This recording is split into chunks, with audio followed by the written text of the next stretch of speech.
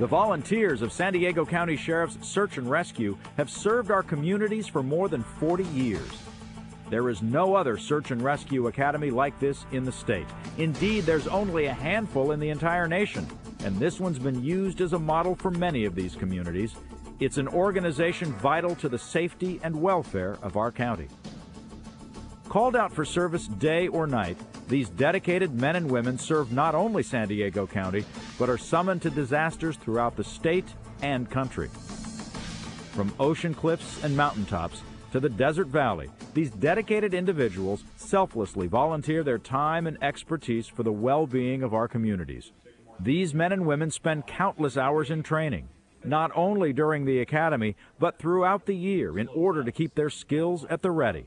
Any moment, they may be called for service. Thank you all for coming out.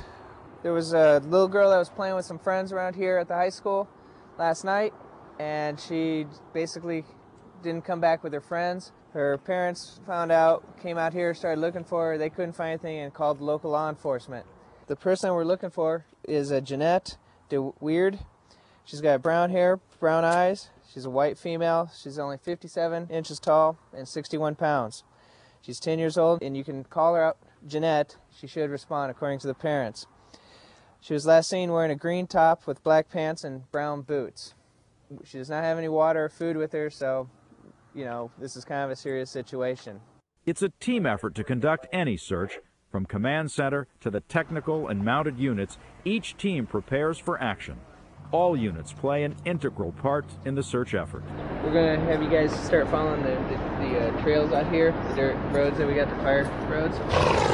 Cut for sign on the side, see if maybe she's gone off that way, possibly. If you see something that you think needs to be identified or look a little better, it's at your discretion, David, so to the team later, to see whether or not to continue or just call it in. All right. The first team to head out is the mounted.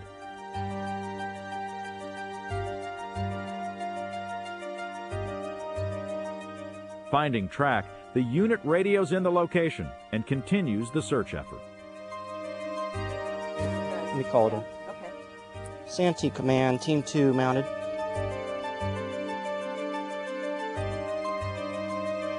We're continuing the track heading west. It looks like we've got good track here. I would suggest moving all teams in the westerly direction. We're currently up by the large boulder outcropping, and we're going to continue our track west. The information received from each team is then logged onto the map. The field and trail dogs catch the scent and are able to narrow the search for the ground crew as they move in.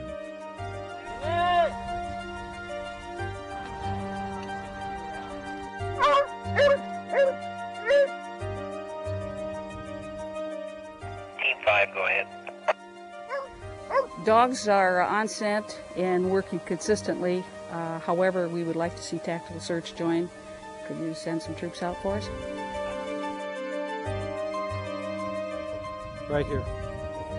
Gonna call it? There we go, we're on it! Santee Command, this is Tracking Team 10. Tracking team, go ahead.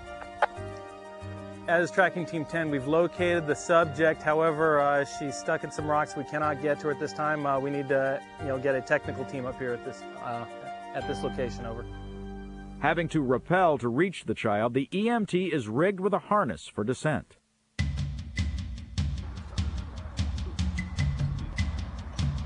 In the L, lower slow.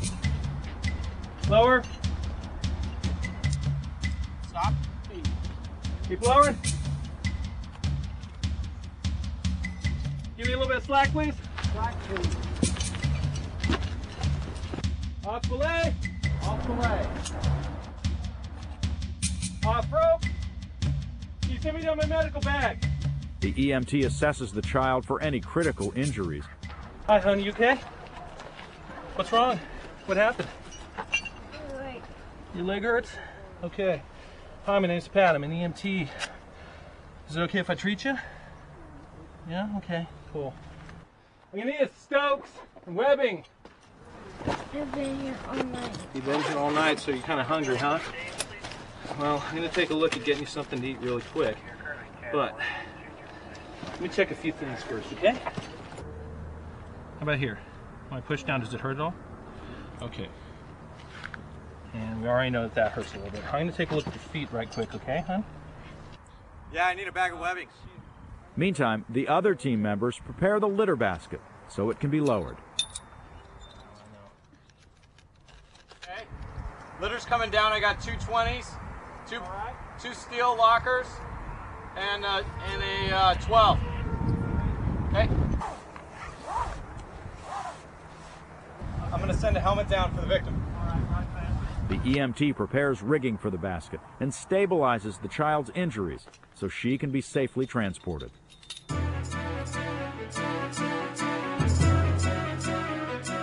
Stand by, resetting the Gibbs.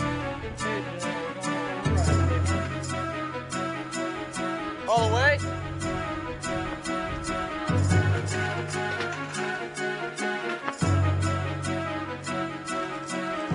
Stop. Up.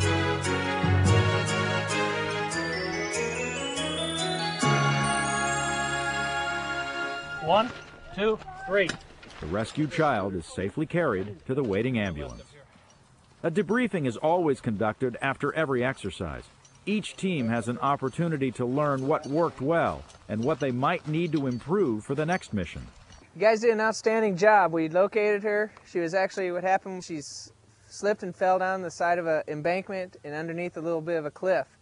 And she had actually broken her ankle, and that's why she couldn't get out. Thank you for the team that found you and everyone else, because we all kept seeing sign, we kept cutting for it and doing a good job.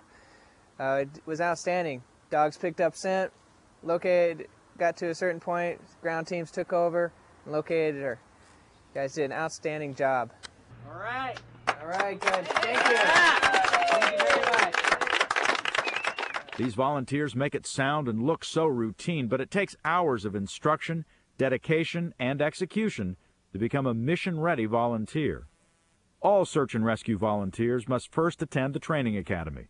The success in completing their training depends on the support of their family and friends. It's really an honor to have people that want to come into this job and help save somebody's life. And to have, people can't do this without having the support of their family, and it's a big commitment. So for you to support your family member in their endeavor to complete our academy and to work with us in the Sheriff's Department, we'd really like to thank you. Between the horse and the academy and the, working, my house is a mess. I've given up until the end of April. The bed doesn't get made, so and then I'll probably get life again.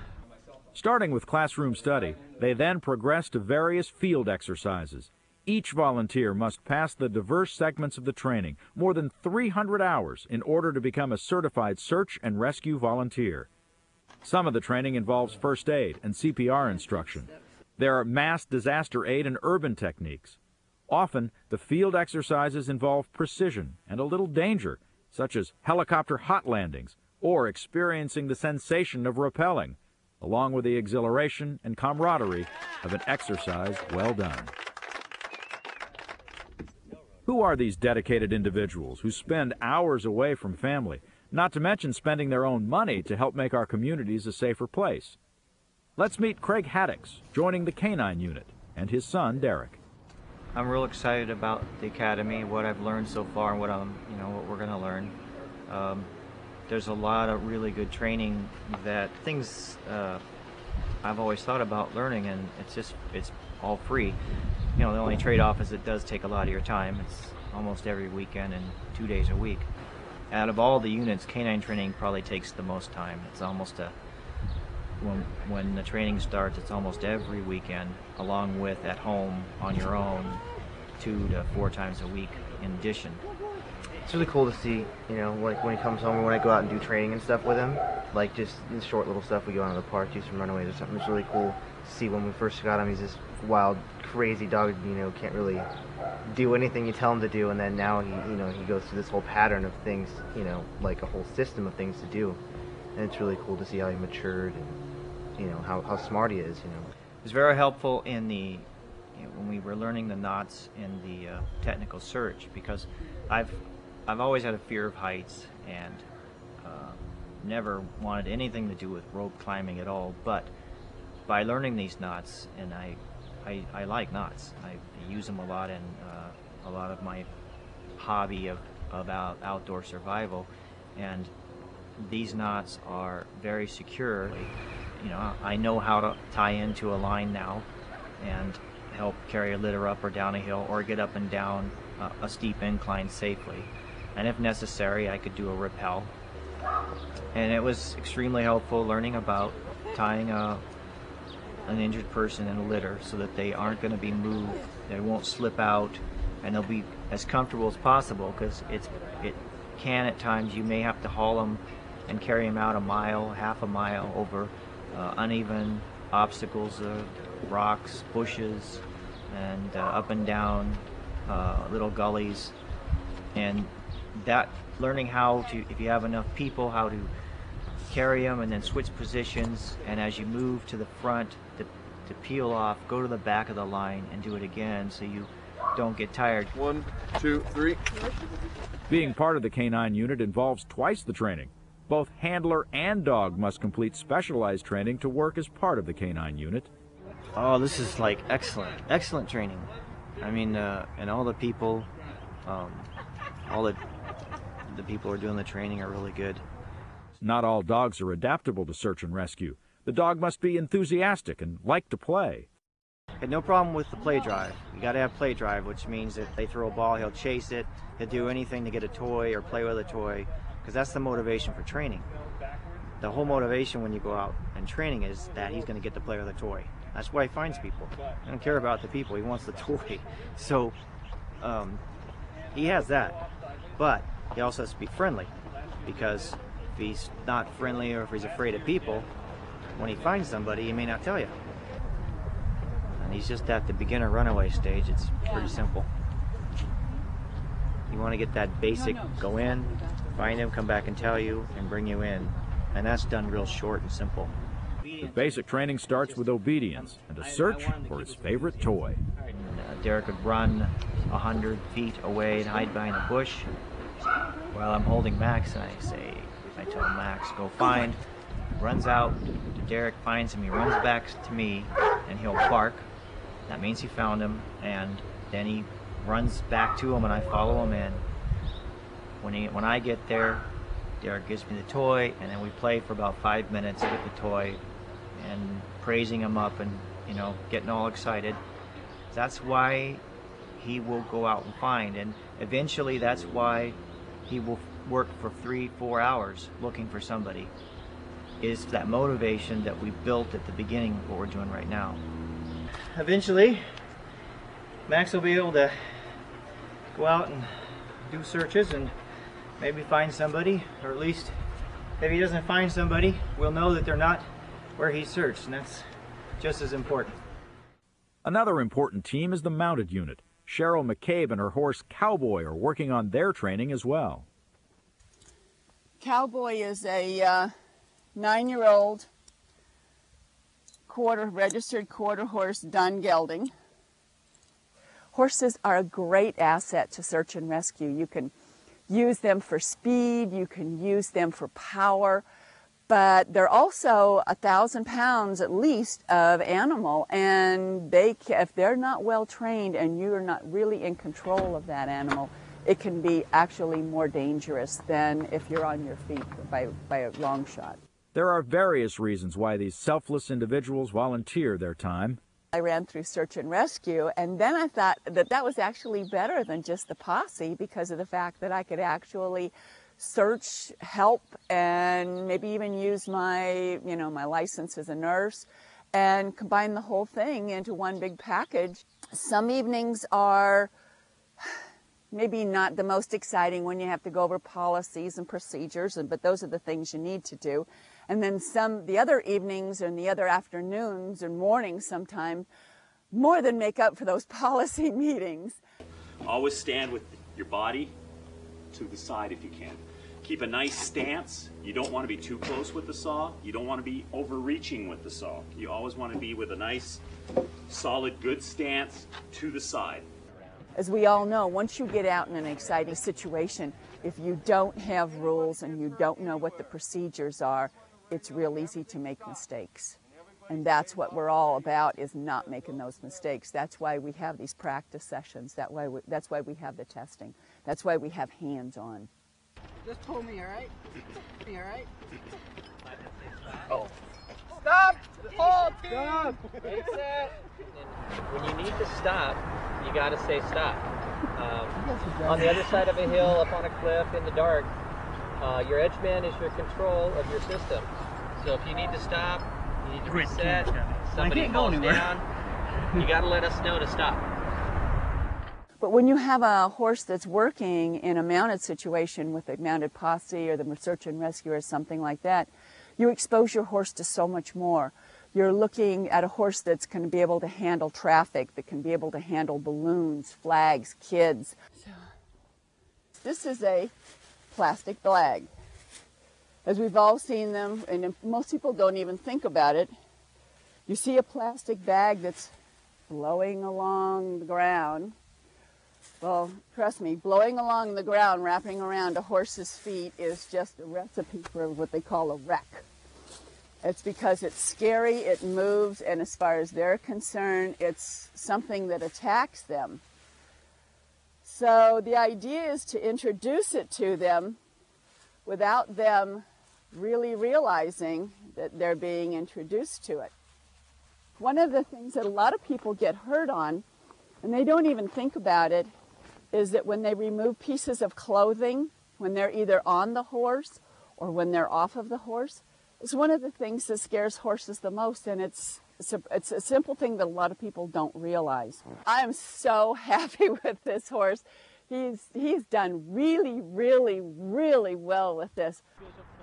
Search and rescue would not be complete without the technical rescue unit. Randy Heston decided to join this team. Randy, his wife Cindy, and their 2 sons may be your next-door neighbors.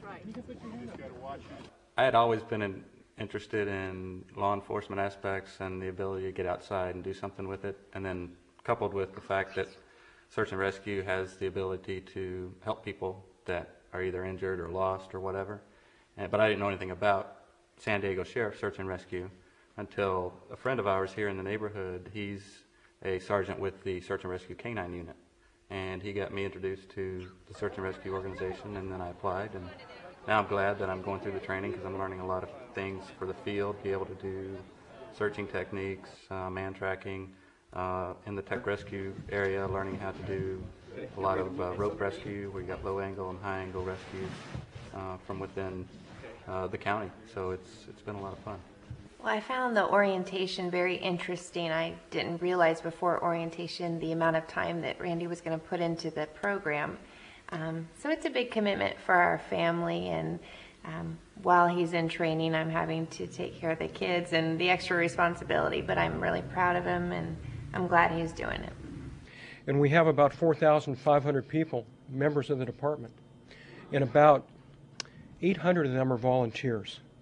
And the vast majority of those volunteer units, and even the majority of the volunteers, know the exact day and the exact time when they're going to report for duty next.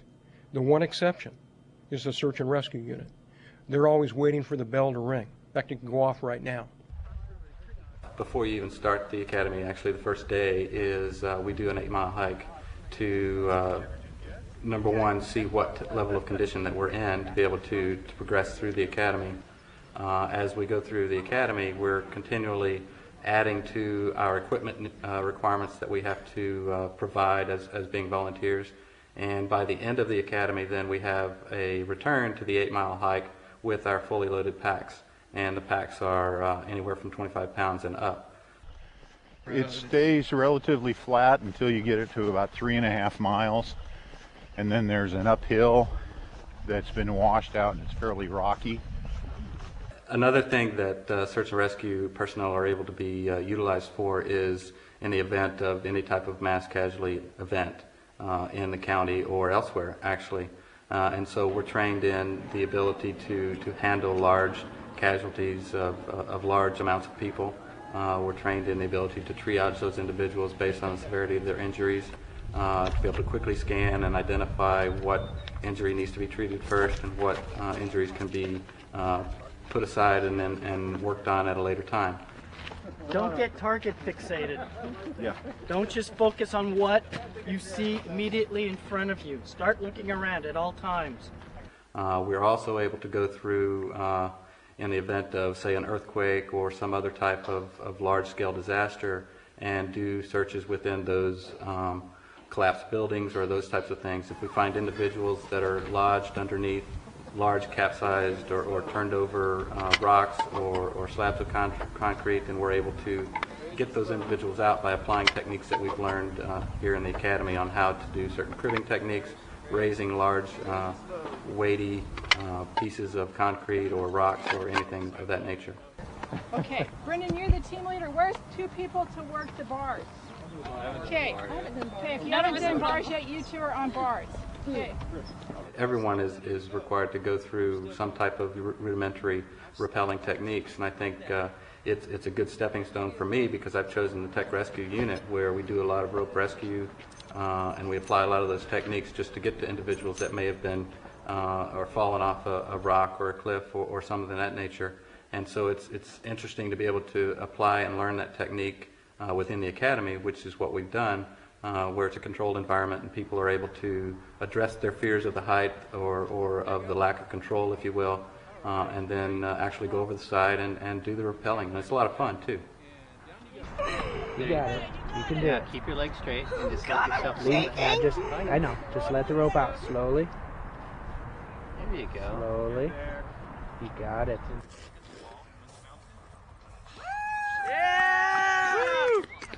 One of the more fun aspects, I think, of the SAR Academy is the ability to actually go out with the Astrea unit's helicopters and be able to do hot loads and landings and climbing in and out of the helicopters when they're actually still hovering. And a hot load is described where the helicopter is actually running and it's hovering in a position next to the side of a hill. And us Academy members were then trained on how to get in and out of that helicopter while it was still in a hover position. And we would go to various stages within the canyon that we were working at and take these hot loads in and out. It was quite a bit of fun and exciting as well. The volunteers of search and rescue must purchase their own equipment and maintain that equipment so they're ready at a moment's notice. So what I have here is a lot of our equipment that we're required to provide ourselves with during the SAR. Typically we all have a field pack which is capable of carrying 25 pounds plus of all of our gear. We have a number of things that we're required to carry just in general as SAR volunteers. Gloves are important for any of the rope work that we need. Not only does the technical rescue, but everyone is required to have gloves. Additionally, within technical rescue, a helmet for any type of rock work that we're doing. And an important ingredient to the helmet is obviously to have some type of headlamp where we can see at nighttime. The various webbings that we have and we're required to carry, various lengths, but everyone has the same lengths and they're in the certain color code, so we know if we pick up an orange one it's going to be a certain length, if we pick up a blue one it's going to be a certain length. We have the various hard gear for technical rescue, your carabiners, a Rescue 8 device which is used for rappelling, and everyone within search and rescue has basic first aid equipment, a CPR mask, various bandages of certain types. So I'm prepared with a lot of the equipment needs that I need to provide. I'm going to continue to meet the requirements on the list, which I have a few other items to continue and add to that list with. And I'm also looking forward to the impending graduation from the SAR Academy. At that point then I will be ready to go out on call-outs, I think, to be able to search for folks that are in the county that need our help. And I'm looking forward to that a great deal. All of this hard work and dedication culminates in recognition by various community groups.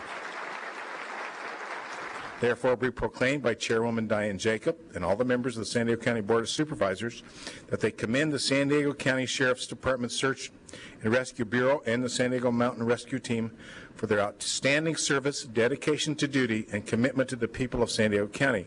Family and friends participate in the joy and recognition at the graduation ceremony for the new Sheriff's Rescue Volunteers.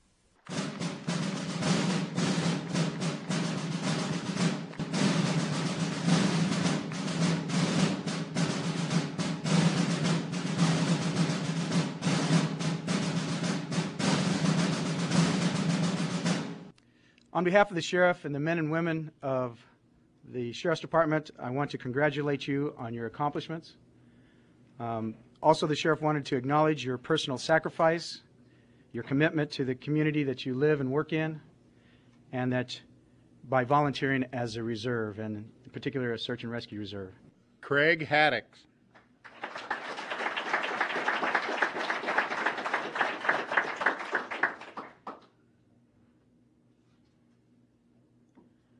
Randy Heston.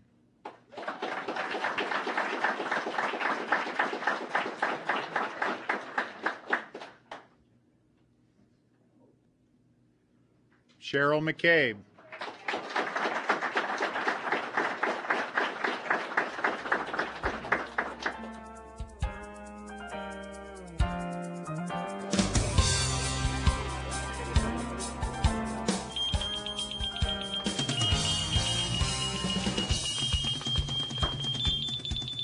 Volunteers to the rescue once again.